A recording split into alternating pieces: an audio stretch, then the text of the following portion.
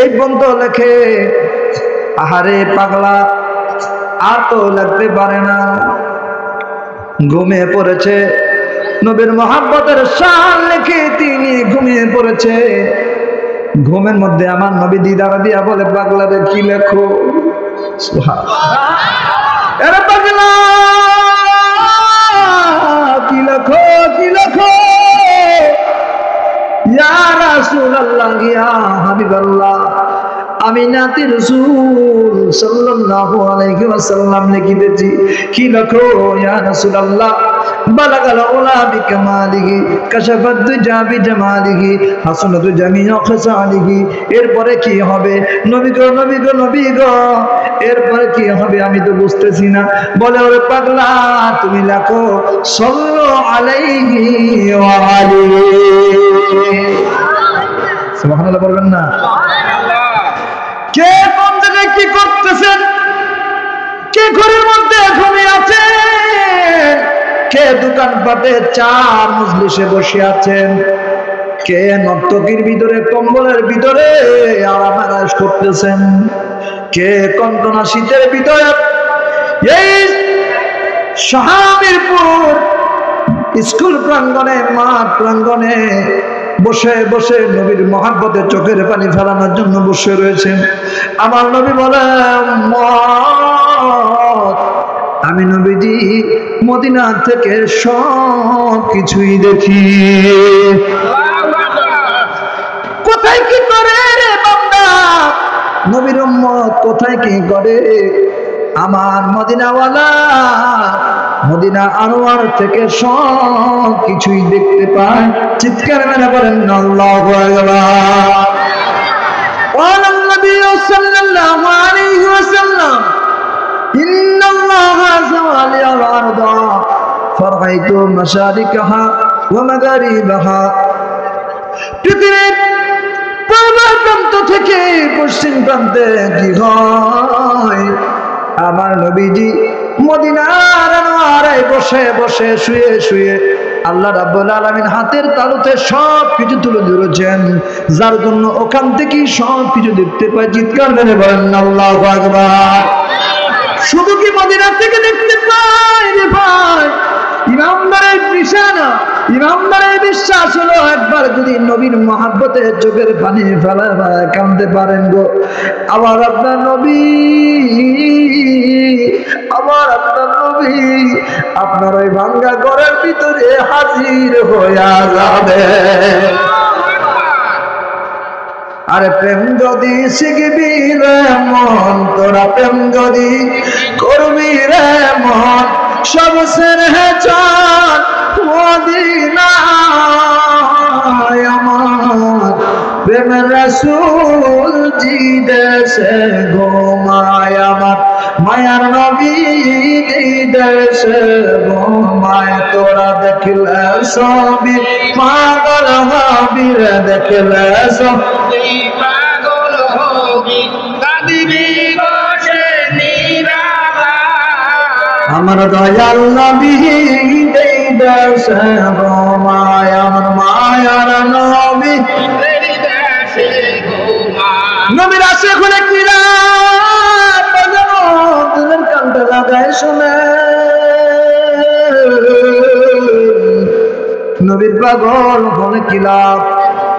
নবীর এক আশিক মক্কায় যায়, মদিনায় যাবে রে, মক্কায় নামাজ করে আল্লাহর গুণগান করে, আর মনে মনে বাসনা আমি আমার নবীর রওজা শরীফ জিয়ারত করব। আমি আমার নবীর রওজা শরীফে দাঁড়াইয়া দাঁড়াইয়া নবীর সালাম দেব। আমি আমার নবীর রওজা শরীফে দুরূদ ও সালাম পেশ করব। আমার মনের যত বাসনা, যত কামনা, যত ইচ্ছা আছে সব কিছু রঙে রঙিন করিয়া, মনের রং দিয়া, প্রেমের রং দিয়া নবীর শানে একটা কবিতা লিখবো, নবীর শানে একটা গজল লিখবো। আমি আমার নবীর দাঁড়াইয়া দাঁড়াইয়া এইভাবে আমি নজরানা দিব। চিৎকার মেরে বলেন আল্লাহু আকবার। নবীর আশিক আব্দুর রহমান জামিল মক্কা ঘাট চুমা খায়, হাজরে আসওয়াতে চুমা খায়, আর মনে একটাই বাসনা, ওই যে রে মান জারা কাবরি ওয়াজাবাত লাহু শাফাতি।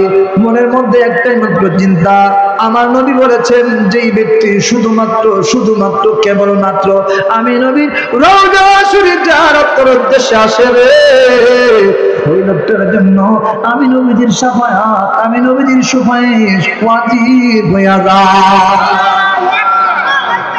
মারাত্মক। একটু সময় দেন বাবা, একটু সময় দিবেন, সামান্য কিছু সময় দিবেন। আসেন ভিতরে চলে আসেন, অল্প জায়গা আছে। আহারে নবীর প্রেমের আলোচনা শোনেন। নবীর আসে একটাই মাত্র চিন্তা, আল্লাহ নবী বলেছেন যেই ব্যক্তি শুধুমাত্র আমি নবীর সাক্ষাতের জন্য জিয়ারতের জন্য আসে ওয়াজাবাত লাহু শাফাতি, তার জন্য আমি নবীর শাফাত করা ওয়াজিব হয়ে যায়। হয় না? আরো চিৎকার করে বলেন আল্লাহু আকবার, আর জোরে বলেন না ইয়া রাসূলুল্লাহ। আমরা নবীর শাফাত চাই না? আমরা নবীর সুপারিশ চাই না? তাহলে আমার সঙ্গে বলেন, মা কবরি अंधारी में घबराओगे जब तन्हा, इमदाद मेरी करने आ जाना रसूल अल्लाह, इमदाद मेरी करने आ जाना रसूल अल्लाह। रोशन कर्बत को लिल्लाहि दुआ करना, जब वक्त नजर आई आका दीदार आता करना। হয়তো সবাই পুরোটা বুঝতেছেন না, কিন্তু এতটুকু যদি বুঝেন, দিদারে আতা কারণা, হে নবী আপনি এসে আমাদের দিদারটা দেখান।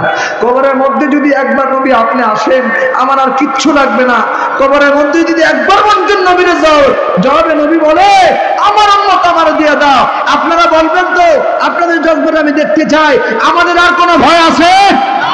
আওয়াজ করে বলেন, আর কোনো ভয় আছে? একটু বার ওই দিলের হালতটা নিয়ে আসেন, বসেন।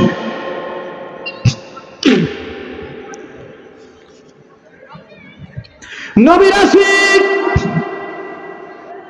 আব্দুর রহমান জানি মক্কায় তওয়াফ করে আল্লাহর ঘর চুমা খায়, আর মনে মনে বাসনা করে গভীর রজনী হয়ে যায়, কবে রে কবে, কখন সকাল হবে রে, আমি আমার মদিনা ওয়ালার দিদারে সাক্ষাতে মদিনায় যাব। চিৎকার করে বলেন আল্লাহু আকবার। সকালবেলা প্রায় হয়ে যায়, দুপুর পার হয়ে যায়, সন্ধ্যা পার হয়ে যায়, মক্কা শরীফের সমস্ত কাজ শেষ হয়ে গেল, হজের সমস্ত কাজ শেষ হয়ে যাওয়ার পরে গো এবার যখন সকালবেলা ভোরবেলা আল্লাহর বান্দা আব্দুর রহমান জামি মদিনার উদ্দেশ্যে রওনা হয়ে যাবে।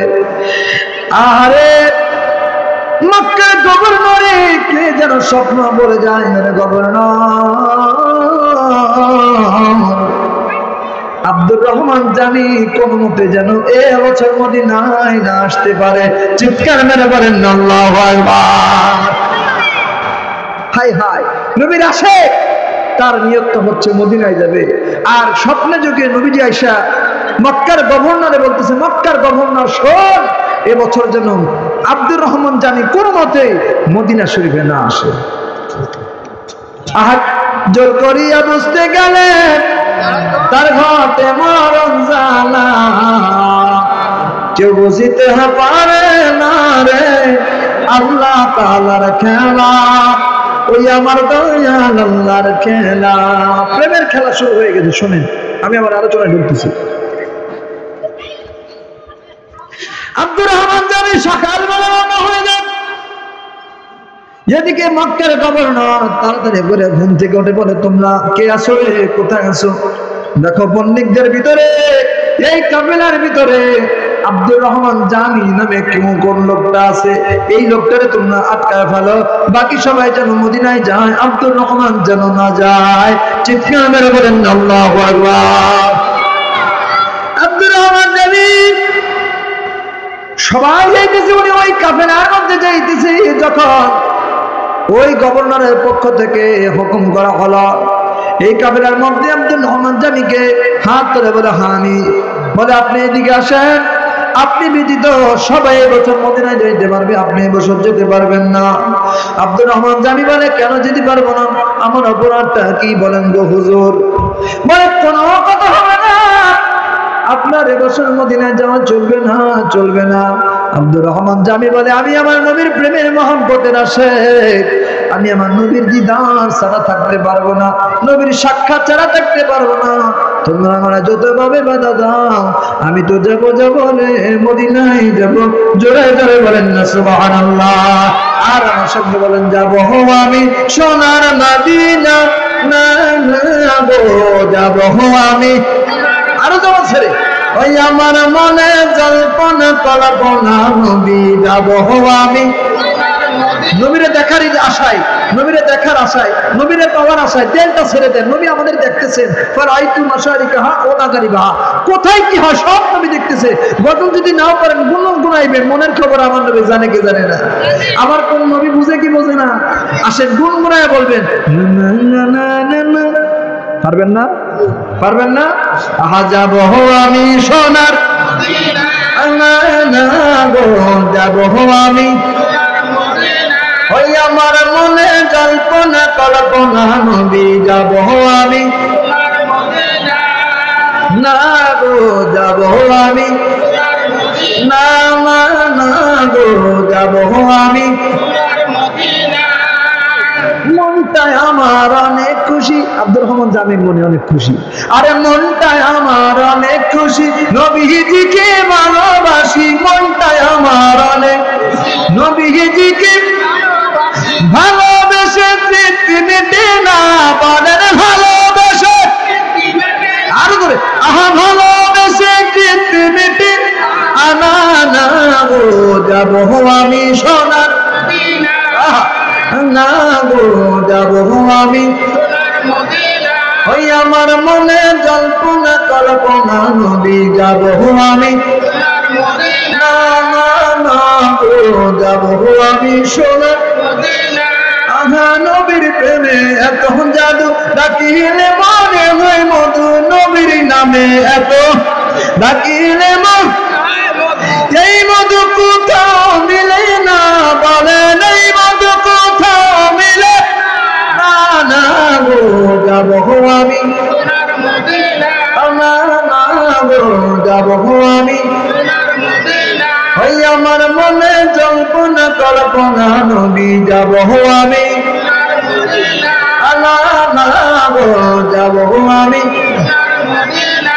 এ দুনিয়ার মুসলমান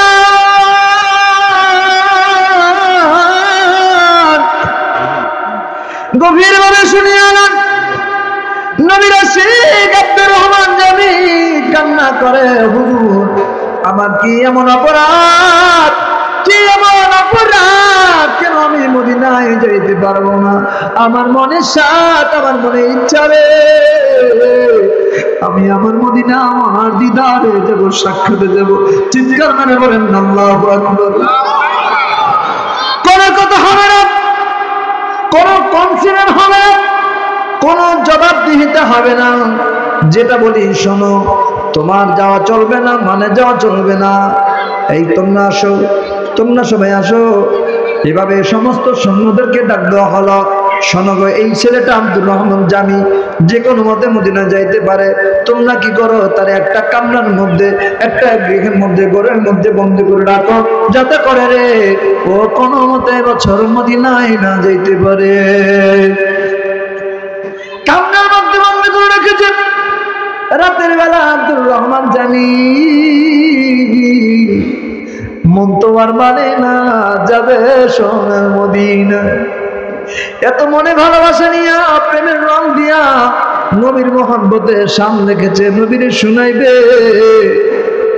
আর মক্কার গভর্নর বাধা দেয়, কেমনি মন মানে।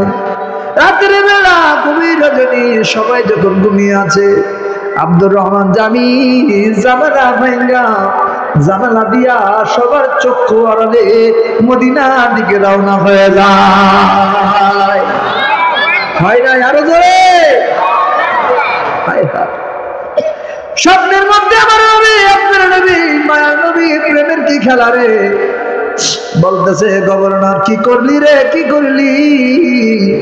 ওই যে পাগল দেখ, আব্দুর রহমান জামি মদিনায় চলে আসতেছে। হুজুর, ওরে তো কামনার মধ্যে মন্দিরে রাখা হয়েছে। না রে না, বন্দি করতে পারো নাই। সকলের চোখ ফাঁকি দিয়া যায় দেখো রে, আব্দুর রহমান জামি মদিনার উদ্দেশ্যে যায়। এ তোরা কইতে আসিস? জলদি করে আয়, জলদি করে আব্দুর রহমান জামিকে ধর। তাড়াতাড়ি করে হুশ হলো, সবাই মিলে আবার আব্দুর রহমান জামিকে বন্দি করে ফেললাম। একবার, দুবার, তৃতীয়বার। এবার আব্দুর রহমান জামি মন মানে না, কড়া করে দরজা দেওয়া হলো, কড়া করে বন্দি করা হলো। এমন একটি ঘরের মধ্যে বন্দি করা হলো রে বন্ধু, যে ঘরের ভিতরে ইচ্ছা করলে যে ওকে যাইতে পারে না। আরবের বড় বড় বণিকেরা, ব্যবসায়ীরা ছাড়া আর কেউ ওই ঘরের আশেপাশেও যায় না। আব্দুর রহমান জামি সবার কাছে রিকোয়েস্ট করে, কেউ ফিরেও তাকায় না। একজনের মনে মায়া হলো, কি হয়েছে, তোমারে কেন বন্ধ করে রাখছে? ও ভাই শোনো রে, শোনো, তুমি যত টাকা চাও আমি তোমার সব টাকা দিয়ে দিব। আমার মনে শুধু একটু আশা রে, আমি আমার নবীর জিয়ারতে যেতে চাই, আমি আমার নবীর সাক্ষাতে যেতে চাই, আমি আমার নবীর কদম মোবারক জড়ায় ধরে নবীর সালাতু সালাম পেশ করে নজরানা দিতে চাই, হাদিয়া দিতে চাই। ও বন্ধু, আমার বাবা মা, আমার ছেলে সন্তান সবকিছু আমি তোমার কদমে কুরবান করে দিব। ও ভাই, আমি তোমার 100 দিরহাম দেব, দিবানি দিবানি। তোমার ওই ফলের বাক্সের ভিতরে, তোমার এই আনাজ বা তরকারির বাক্সের ভিতরে আমার ঢুকাইয়া একটু মদিনায় পৌঁছাইয়া দিবানি। আহা প্রেম তো মরে না, মোদের প্রেম তো মরে। নবীর প্রেমিকেরা দিশে হারা মরণের ভয় করে, প্রেম তো মরে। আরো জোরে, হা প্রেম তো মরে না। নবীর প্রেমিকেরা দিশে হারা মরণের ভয় করে, প্রেম তো মরে। বলেন প্রেম তো প্রেম কইরাছে আয়ব নবী, যার প্রেমের হিমা বিবি রে। ওরে 18 বছর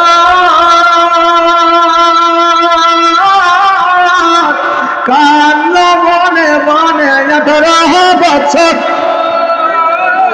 কাটলো মনে, তো প্রেম সে সারা, প্রেম তো মরে।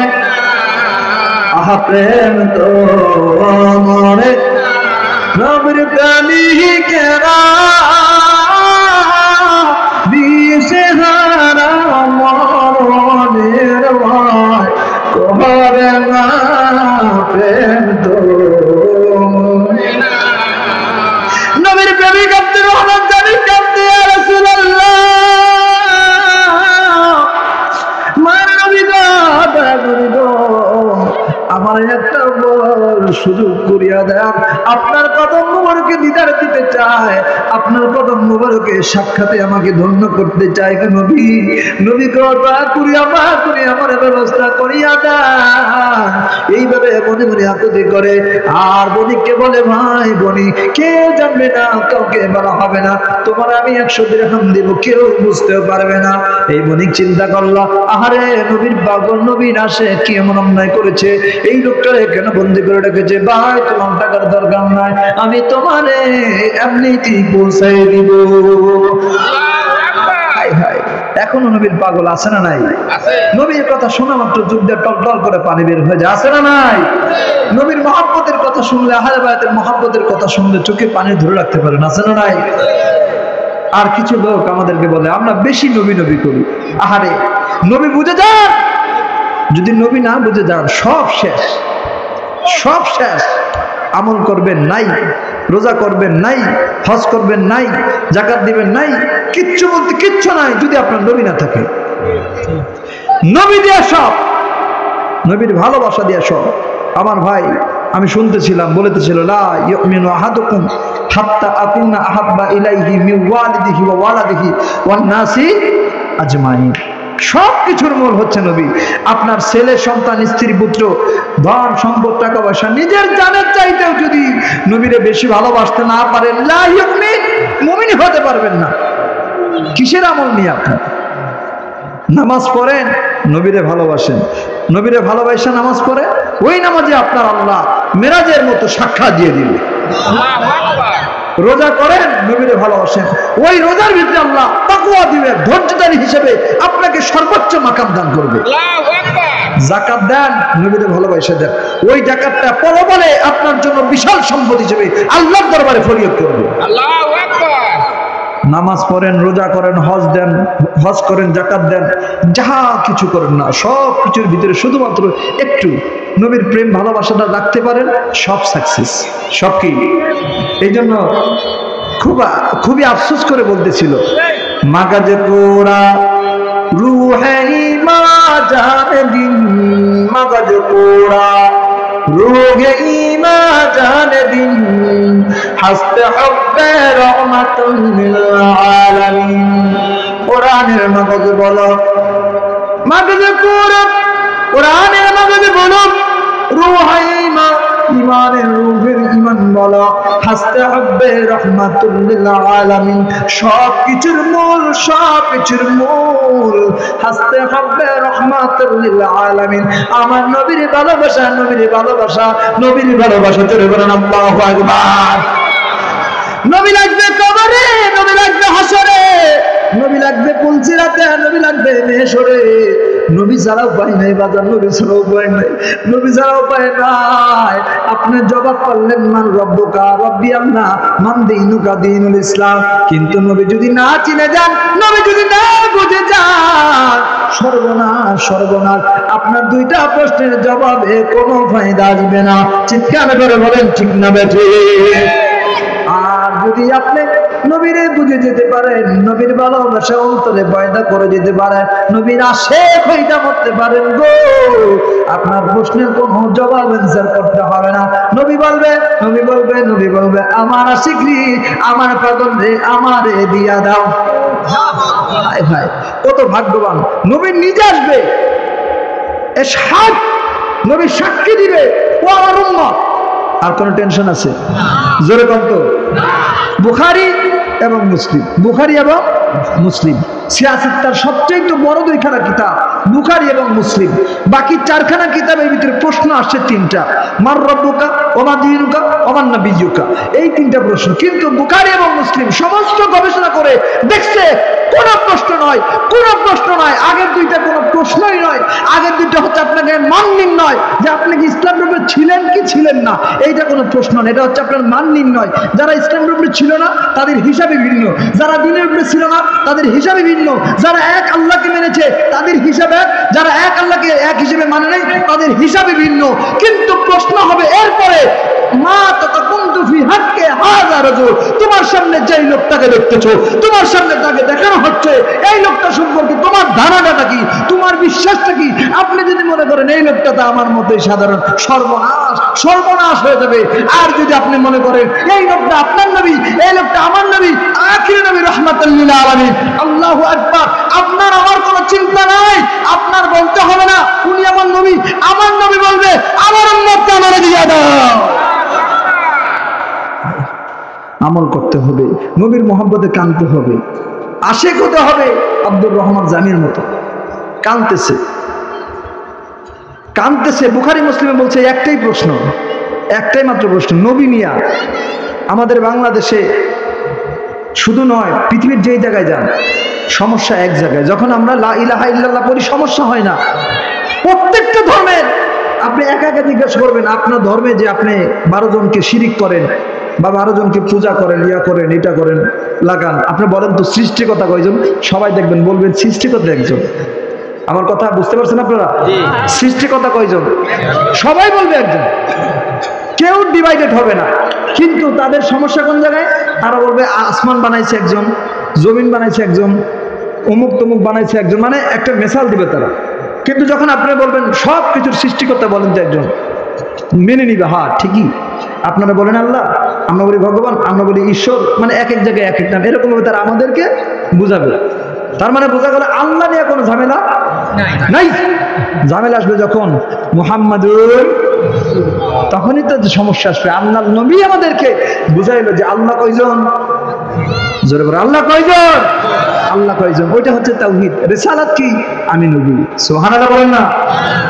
লা ইউমিন, আপনি মুমিন হতে পারবেন না আমানতু বিল্লাহি পড়া বলা মাত্রই আপনি ঈমানদার হতে পারবেন না ওয়া রাসূলিহি বলার আগ পর্যন্ত। কথা বুঝেন নাই? রিসালাত স্বীকার করার আগ পর্যন্ত পরিপূর্ণ মুসলমান হতে পারবেন না। এই জন্য আল্লাহ বলেছেন তোমরা মুসলমান না হইয়া ওয়ালা তামুতুন্না ইল্লা ওয়া আনতুম মুসলিমুন। পড়েন নাই? তোমরা কবরে মুসলমান না হইয়া, পরিপূর্ণ মুসলমান না হইয়া ঈমান মারিয়া কবরে আইছো না।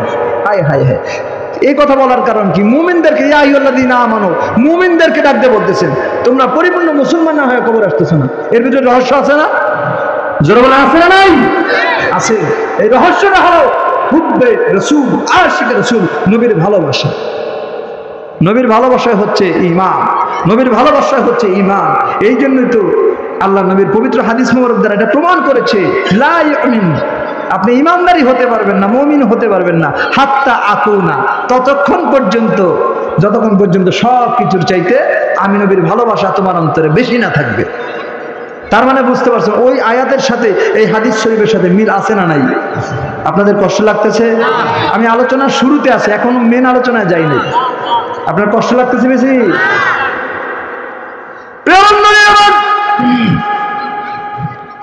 নবীর আশিক আব্দুর রহমান জামিল বলে ভাই আমি তো মানে খুশি হইয়া 100 দিরহামি দিব। আচ্ছা ঠিক আছে, গভীর রজনী, কুয়াশা ভরা রজনী, সব অনেক ঘুমিয়ে আছে গভীর রজনীতে, ঘুমে করে চক্ষু আমার ভাড়া লাগা লাগা অবস্থায় বণিক চুপি সারে চোরের মতো যে দরজাটা খুলে গো, ওই আব্দুর রহমান জামিল ফলে মতন্তরের তরকারি বাক্সের মধ্যে ঢুকায়া গভীর রজনীতে একটার পর একটা বাক্স কর্মী দিয়া টাইনা টাইনা নাই, কর্মীদের টাইনা টাইনা নেই, উটের মধ্যে সুন্দর করে বুঝাই করে এইভাবে মাঝখানে উট এইভাবে বন্ধ করে, আপনারা দেখছেন না? উটের উপরে সুন্দর করে এইভাবে বাধাই করে। আরে মরুর জাহাজ বলা হয় উটকে, যে উট না একবার খাইলে পরে 30 দিন 1 মাস, আবার অনেক জায়গায় শুনতে 40 দিন না খাইয়া থাকতে পারে। আল্লাহু আকবার। মরুর জাহাজ বলা হয়, কি পরিমাণ তার টানকে জমা রাখতে পারে সে, এটা আল্লাহ পাকের অশেষ খেলা। এখন উনি উটের ভিতরে সব সুন্দর করে বোঝাই চালাইছে। সকাল হয়ে গেল, রওনা হয়ে গেছে। নবীর পাগল আব্দুর রহমান জামিল রওনা হয়ে গেছে। সুবহানাল্লাহ বলেন। নবীর পাগল রওনা হয়ে গেছে, যেদিকে মক্কার গভর্নর ঘুমিয়ে আছে, ঘুম ভেঙে যাবে যাবে বাপ স্বপ্ন দেখায় বলে, এরা পারলি না আমার পাগল আব্দুর রহমান জামিকে কোন মতে ঠেকায় রাখতে পারলি না। ঘুম ভেঙে যায়, হায় হায় কয় কি রে, কয় কি এটা বলে কি, আমি বলে ঠেকাই রাখতে পারলাম না। তাড়াতাড়ি করে দরজা খুলে দেখে দরজা লাগানো আছে রে, দরজার ভিতরের মানুষটা নাই। একদিন মাটির ভিতরে হবে ঘরে মন আমার, কেন বন্ধ দালান ঘর রে মন আমার, কেন বন্ধ প্রাণ পাখি উড়ে যাবে পিঞ্জরা ছিঁড়ে, যাবে কি যাবে না? বডিটা থাকবে, ভিতর থেকে পাখিটা হায় হায়, মারাত্মক। বলতেছে ভিতরে বডি তালা মারা তো আছে, কিন্তু বাইরে থেকে দেখা যাচ্ছে আর লোক নাই, পালায় গেছে। এ কই গেল রে, কই গেলি? তাড়াতাড়ি যা, আব্দুর রহমান পালায় গেছে, জলদি করে যা রে যা। আব্দুর রহমান রে খুঁজে নিয়ে আয়, যে পারে যেখান থেকে পারিস খুঁজে নিয়ে আয়। সকালবেলা যাইতে যাইতে অনেক দূর তারা পৌঁছে গেছে। বণিকেরা সমস্ত বণিকদেরকে ঠেকানো হলো, রোধ করা হলো, তোমরা থামো। এবার যখন সবাইকে থামানো হলো, ডাক দিয়ে বলতেছে, তোমাদের কাফেলার ভিতরে আব্দুর রহমান জামি লুকায়িত আছে না? গো না, কারণ নাই। তোমরা একটু সত্য করে বলো, কার বাক্সের ভিতরে, কার কাছে গো আব্দুর রহমান জামি আছে? কেউ স্বীকার করতেছিল না। এবার বাদশাহ, আমার ভাইরা, মক্কার গভর্নর বলে, তোমরা সবাই দাঁড়াও, আমি নিজে পরীক্ষা করব। সকল সৈন্য দিয়া আমার নবীর হুকুম, আমার নবীর আছে। বুঝতে পারে নাই কাহিনীটা কি হয়েছে, তাড়াতাড়ি করে খোঁজ। প্রত্যেকটা বাক্স খোলা হলো, প্রত্যেকটা বাক্সকে ভালো মতো খোলা হলো, ঢেলে ফেলা হলো। হায় হায় আমার ভাইরা, খুঁজতে খুঁজতে খুঁজতে খুঁজতে ওই যে বণিক আব্দুর রহমান জামিকে নিয়ে তার ঘোড়া, আমার ভাইরা, উটের সাওয়ারের মধ্যে যাইতেছিল।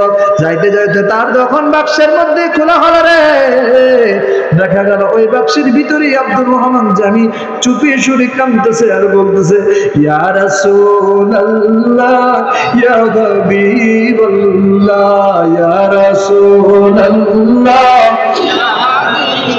ইয়া রাসূলুল্লাহ, ইয়া রাসূলুল্লাহ, ইয়া হাবিবাল্লাহ, তুমি জীবন, তুমি মরণ, আধার ঘরে তুমি আপন, তুমি জীবন, তুমি মরণ, আধার ঘরে তুমি আপন, তুমি মদের পারের তরি, তুমি পারের তরি, তুমি নিদানের করনেওয়ালা, ইয়া রাসূলুল্লাহ, আর জোরে, ইয়া হাবিবাল্লাহ, ইয়া রাসূলুল্লাহ, ইয়া হাবিবাল্লাহ, ইয়া রাসূলুল্লাহ, ইয়া রাসূলুল্লাহ, লা ইয়া রাসূলুল্লাহ, ইয়া হাবিবাল্লাহ। ওই নবীর আশিক, নবীর প্রেমে মাতোয়ারা হাত, চোখের পানি ফেলায়া কাঁদতেছিলেন। আর মক্কার গভর্নর পিছন থেকে ঘাড় ধরে টানতে উঠেছে, বেয়াদব, ওঠ ওঠ, কত বড় সাহস, আমার হুকুম ছাড়া, আমার পারমিশন ছাড়া তুই মদিনায় যাস? তোর কত সাহস? পিছন থেকে ঘোরায়া সামনের দিকে নিয়া একটা ঘুষি মারছে রে। এই নবীর আশেকে নাক ফেটে রক্ত বাহির হয়। চিৎকার করে বলেন না আল্লাহু আকবার। নবীর আশিক, নবীর পাগল। এবার আর কোন কামরার মধ্যে না রে বন্ধু, কোন ঘরের মধ্যে না, সরাসরি সেলের মধ্যে, জেলের মধ্যে বন্দি করে দেওয়া হলো। এবার আব্দুর রহমান জামি কান্দি, ইয়া রাসূলুল্লাহ, ইয়া হাবিবাল্লাহ, আল্লাহু আকবার, মায়ার নবী গো, নবী গো, এটাই কি আমার অপরাধ? আপনাকে দেখার বাসনা মনে করেছে, এটাই কি আমার অপরাধ? আপনাকে দেখার জন্য আমার মন পাগল করা হয়েছে। নবী গো, নবী গো, আপনাকে দেখার জন্য শুধু আমার নাকটা নয়, আমার জীবন যদি দিতে হয়, আমি আব্দুর রহমান জামি রেডি আছি। জোরে বলেন আল্লাহু আকবার। এবার আজকে রাতে আব্দুর রহমান জামি কাঁদতে কাঁদতে বেহুশ হয়ে যায়। ওদিকে আল্লাহ কি মহিমা, ওদিকে মক্কার গভর্নর স্বপ্ন দেখে রে আমার নবী রাহমাতুল লিল আলামিন চেহারা মলিন করে আজকেও তার স্বপ্নের ঘরে হাজির হয়ে যায়। মান রাআনি ফিল মানাম ফাকাদ রাআল হক, যেই ব্যক্তি আমার নবীকে দেখে সে যেন সত্যি সত্যি আমার নবীকে দেখে। জোরে বলেন আল্লাহু আকবার। আমার নবীর যদি কেউ স্বপ্ন দেখে সে সত্যই দেখলো। সুবহানাল্লাহ বলেন।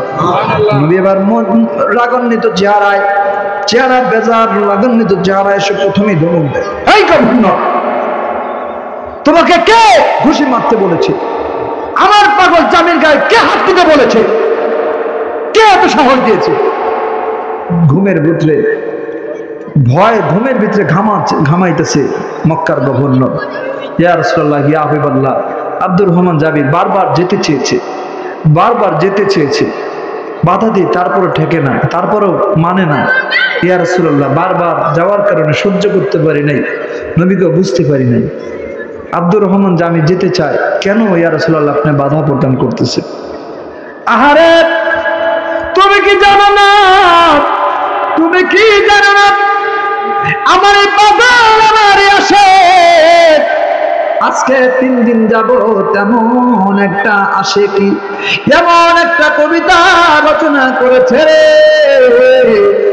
এই কবিতাটা আমার নবী রওজা শরীফের সামনে যদি একবার পাঠ করে, সমস্ত শরীয়ত ভেদ করে, সমস্ত শরীয়ত শেষ করে, আমি সরাসরি তার গলার মধ্যে কদম মুছে করা, তাকে জড়ায় ধরা, তাকে আলিঙ্গন করা আমি নবীর ওয়াজিব হয়ে যাবে। চিৎকার মেরে বলেন না আল্লাহু আকবার।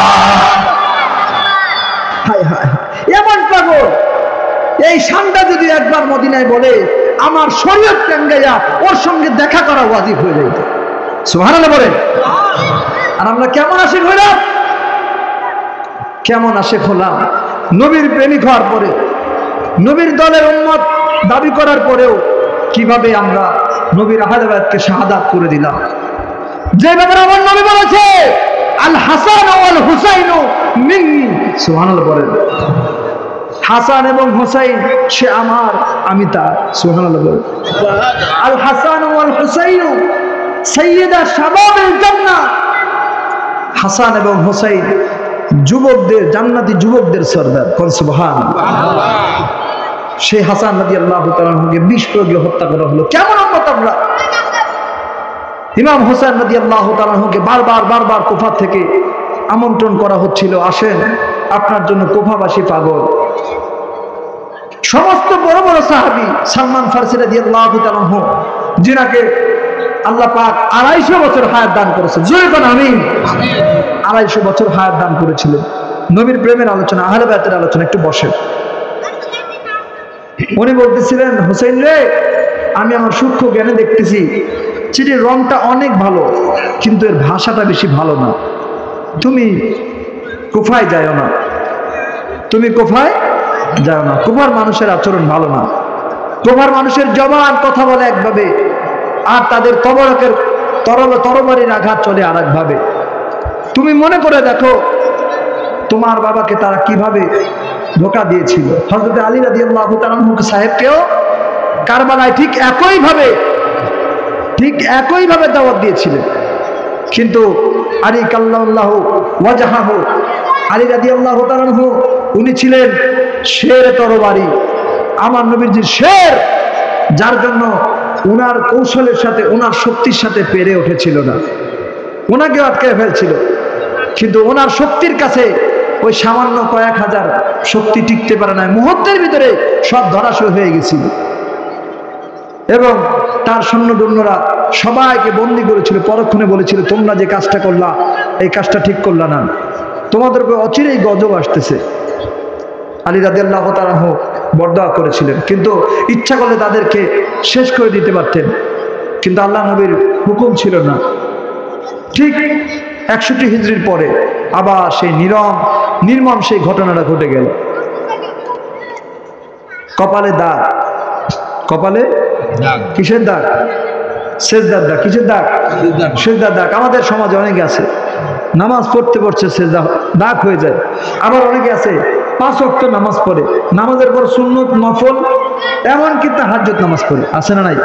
আমার দেখা অনেক জাকের ভাইরা আছে, যারা 5 ওয়াক্ত নামাজের পাশাপাশি নফল নামাজ শেষ করার পরেও অতিরিক্ত তাহাজ্জুদ নামাজ পড়ে। সুবহানাল্লাহ বলেন।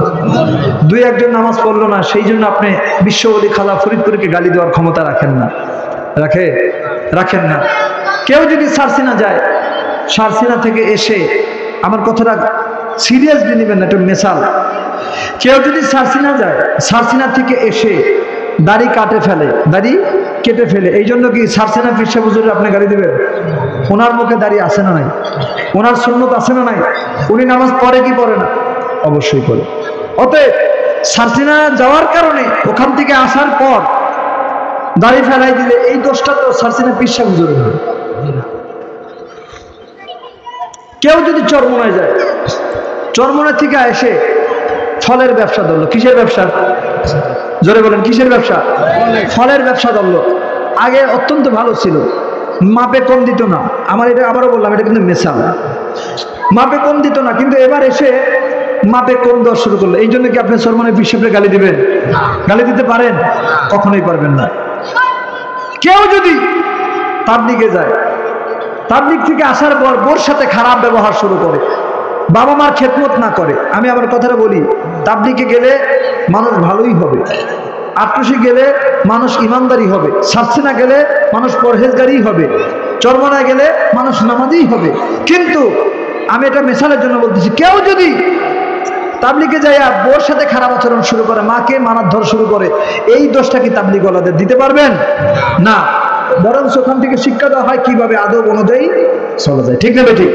কেউ যদি আটরশি দরবার শরীফে যায়, দরবার শরীফ থেকে এসে কিছু লোক নামাজ না পড়ে, এই জন্য কি আপনি আটরশির পীর সাহেবকে গালি দিতে পারবেন? জোরে করে পারবেন?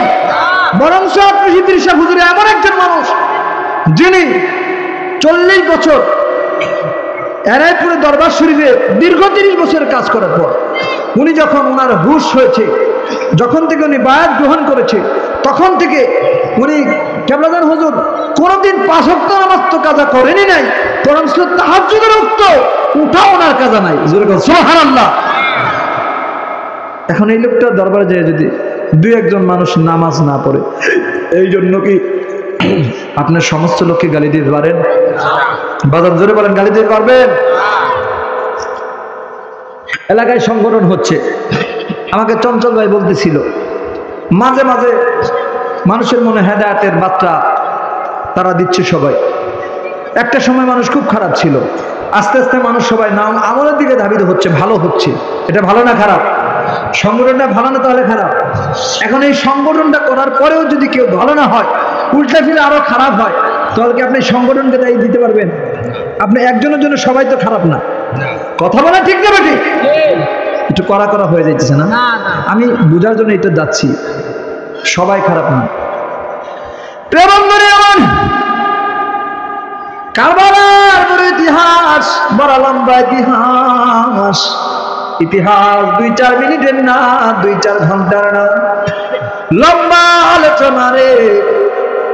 সময়ের পর সময় পার হয়ে যাবে, ইতিহাস বলে শেষ করা যাবে না। জীবন দিয়েছে, রক্ত দিয়েছে, শেষ বিন্দু পর্যন্ত নবীর নানা উম্মতের জন্য, সত্য ইসলামকে জারি করার জন্য নিজেরা জীবনের সব কিছু দিয়ে বিলীন হয়ে গেছে।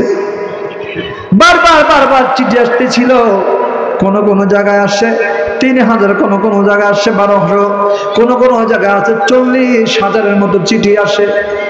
মদিনার বড় বড় সাহাবীরা বলে, ওয়ে হুসাইন, তুমি কারবালা যেও না, কারবালার মানুষের মুখের ভাষা একরকম, তরবারির ভাষা কিন্তু অন্যরকম।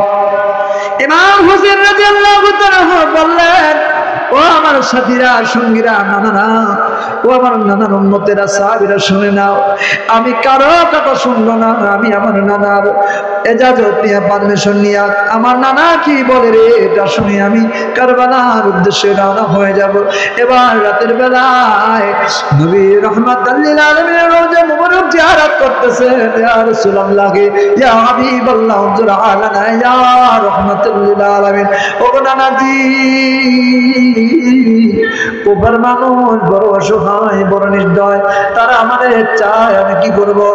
তারা আমাদের চায়, আমি কি করব? আমি কি যাব কি যাব না? নবীর সাহাবীরা আমাকে যেতে বাধা দেয়। আমার নবী রাহমাতুল লিল আলামিন বললেন, ও হোসেন তুমি কি কিছু দেখতে পাচ্ছ? হোসেন রাদিয়াল্লাহু তাআলা বলে, ও নানা আমি দেখতেছি আপনার কোলের মধ্যে আমার মাথা মুবারক দেখা যায়। কত নির্মম, কত নির্দয়া! শোনো রে শোনো বন্ধুরা, বাজানেরা, ইমাম হোসেন বলতেছে, হুজুর ও নানাজি আপনার কোলের মধ্যে আমার মাথাই তো দেখা যাচ্ছে। বলে, হোসেন রে তুমি অতি শীঘ্রই তোমার নানার কাছে চলে আসবে। খবরদার খবরদার, কোনো মতে ভয় পাবা না, সত্যের জন্য জীবন দিবা, মিথ্যার জন্য মাথা নত করবা না। মিথ্যার কাছে মাথা নত করবা না, সত্যের জন্য জীবন দিবা। যাও যাও যাও, তোমাকে বিদায় দেওয়া হলো, কোপায় চলে যাও, কোপার মানুষ তোমার জন্য অপেক্ষা করতেছে। চিৎকার মেরে বলেন আল্লাহু আকবার। আরে ওই বুঝি রে যায় রে সোনা, কারবালার ওই মাতম জাহারি। আরে ওই বুঝি রে যায় রে সোনা, কারবালার ওই মাতম জাহারি। ইবনে আবু বকর ইবনে জুবাইর প্রমুখ নবীর প্রিয় নাতনি, নবীর প্রিয় নাতি দৈহিত্র ইমাম হোসেন রাদিয়াল্লাহু তাআলা আনহুর বুকের মধ্যে হাত লাগায়া বলতেছে, হুসাইন ভাই রে যায় না যায় না যায় না, আমরা কোথা থেকে এসেছি, খারাপ অবস্থা থেকে আসছি, আমাদেরকে ওখানে নষ্ট করার চেষ্টা করে দেওয়া বলা হয়েছে, এজিদের বশ্যতা শিকারের জন্য জোর করা হয়েছিল, আমরা চলে আসছি, তোমার জন্য ফাঁদ করা হয়েছে, তুমি যেও না যেও না। ইমাম হোসেন বলল, আমার নানা এমন একটা স্বপ্ন আমার দেখেছে, এমন একটা ইজাজত, এমন একটা পারমিশন আমার দিয়েছে, আমি মদিনা থেকে রে কুফায় না যে পারলাম না। বলেন, দিকে দিকে হাসি সব লোকে খুশি রে, হুসাইন চলেছে কারবালাতে। বলেন, হুসাইন চলেছে কারবালা, দিকে দিকে হাসি সব লোকে খুশি রে, হুসাইন চলেছে কারবালাতে। বলেন, হুসাইন চলেছে কারবালাতে। নানা উম্মতের জন্য কারবালার ময়দানে নিজ জীব শহীদ যিনি করেছে, দিকে দিকে হাসি সব লোকে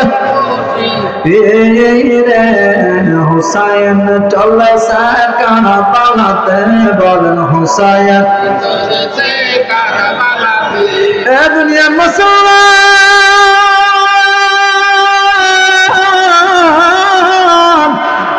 গভীরভাবে শুনে নেন, ইমাম হোসেন রাদিয়াল্লাহু তাআলা তিনারা ৭২ জন সাথে সৈন্য রওনা হয়ে গেল।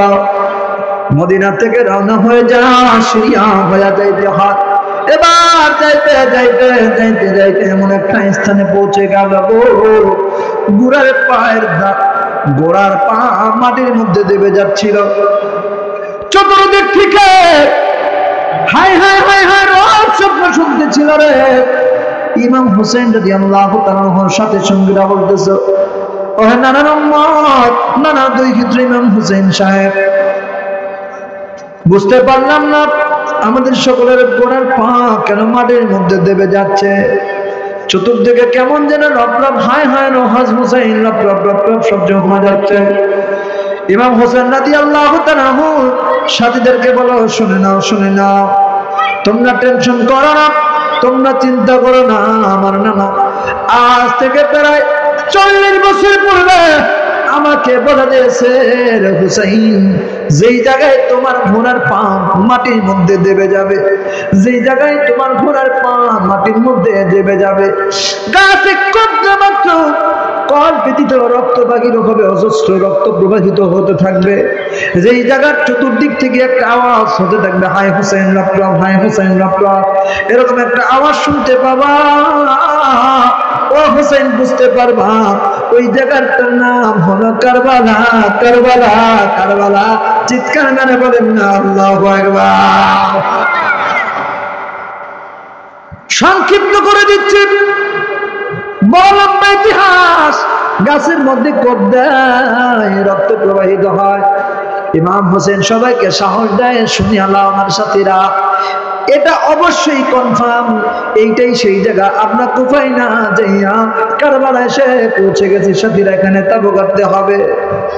শোনো রে শোনো, আমার নবী রাহমাতুল লিল আলামিন বলিয়া গিয়েছেন, এখান থেকে কিছু দূর পাশেই রয়েছে ফোরাত নদী, যাও তোমরা ফোরাত নদী থেকে পানির ব্যবস্থা করো। ইমাম হোসেন পক্ষ থেকে একজনকে নিয়োগ করা হলো। যখন নিয়ে ফোরাত নদীতে মশক ভরে পানি আনতে গেল, দেখে আহারে পিঁপড়ার মতো চতুর্দিকে নেকড়ে শেয়ালের মতো পাহারা দিয়া পানিটাকে ঘিরে রেখে ফেলা হয়েছে। কত বেদুই, কত পাপী, কত মুনাফিক, কত কাফের, কত পশু, কত পাখি পানি খায়, কিন্তু ইমাম পরিবারের জন্য এক বিন্দু পানি দেয় না। যখন মশকের মধ্যে পানি আনতে যাবে, বলে তুমি কার লোক? এই কথাটা খেয়াল রাখবেন, বলো তুমি কার লোক? বলতেছে আমি ইমাম হুসাইনের লোক। ইমাম হুসাইনের পরিবারের জন্য পানি বন্ধ করে রাখা হয়েছে। জলদি যাও, চলিয়া যাও, যাও বলো, যদি ইয়াজিদের বর্ষতা স্বীকার করতে না পারে, পানি তাদের জন্য বন্ধ, খানা দানা তাদের জন্য বন্ধ। যদি ইয়াজিদের বর্ষতা স্বীকার করে নাই, যদি ইয়াজিদের শাসন স্বীকার করে নাই, ইয়াজিদের হাতে বায়াত গ্রহণ করে নেয়, ভালো করে বুঝে নেবেন। এই যুদ্ধটা ছিল বায়াতের। এই বায়াতটা হুব্বে রাসূল, রাসূলের ভালোবাসার বায়াত, যেটা ইমাম সাহেবের হাতে, মুসলিম বিন আকিলের হাতে ইমাম সাহেবের জন্য 40,000 মানুষ কুফায় মুসলমান হয়েছিল, শুধুমাত্র নবীর ভালোবাসার কারণে। আহারে লোভে পড়ে, আত্মীয় স্বজনদের ভয়ে, নিজেদের সন্তানাদি মৃত্যুর ভয়ে, জানের ভয়ে এই মানুষগুলা, কুফার মানুষগুলার আচরণ পরিবর্তন হয়ে গেল। সকলে তারা ইয়াজিদের পক্ষে চলে গেল। শুধুমাত্র ফ্যাসাদের কারণে, ফ্যাসিবাদীর কারণে আমাদের সমাজ যেমনি ভাবে কথা বলার শাসন, কথা বলার ভার হারিয়ে ফেলেছিল।